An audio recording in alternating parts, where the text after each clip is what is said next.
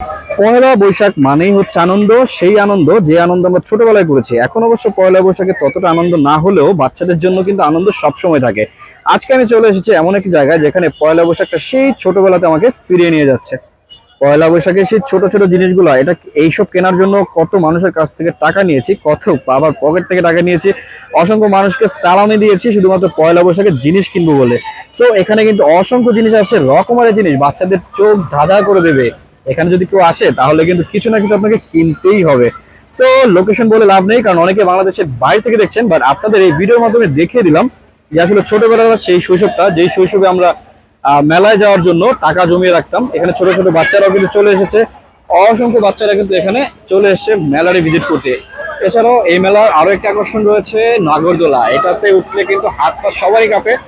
নাগরদোলা কিন্তু রান হয়ে গেছে, হ্যাঁ নাগরদোলা চলছে, বিকেলে সম্ভবত সবকিছু রান হবে।